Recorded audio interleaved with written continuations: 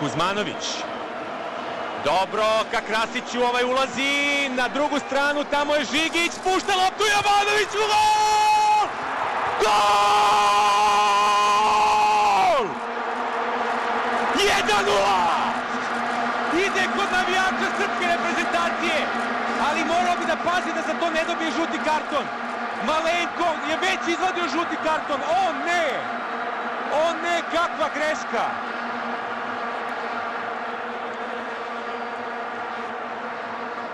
Nema potrebe za ovim, ovo jeste izuzetno bitan trenutak, ali moraju igrači da vode računa o tome. No pre toga, najvažnija stvar, probili smo po desnoj strani, Krasić je uspeo da centrira na drugu stativu, Žigić je nadskočio Mertezakera i omalenog Filipa Lama, spustio loptu Jovanoviću, a postigao gol. Srbija vodi od 39. minuta.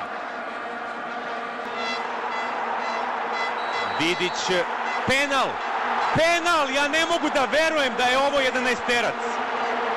Opet penal.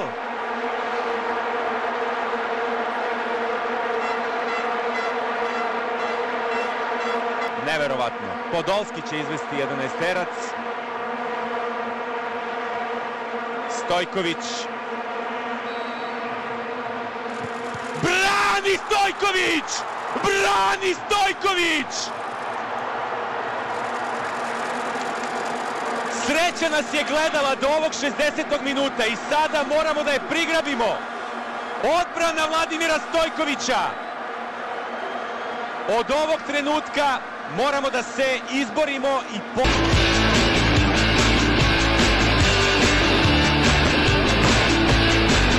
Kada zajedno stanemo svi, u glavi nam se zavrti.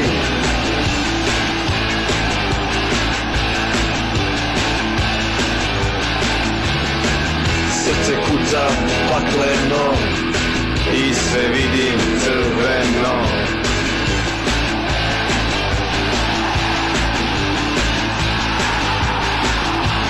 Crveno, crveno, crveno, crveno je boja ljubavi.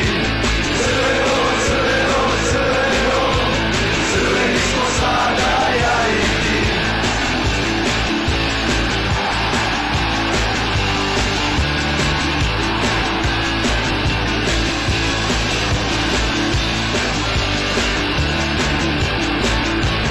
Pogled kada puno znači crven je, boja koja sada znači moja je.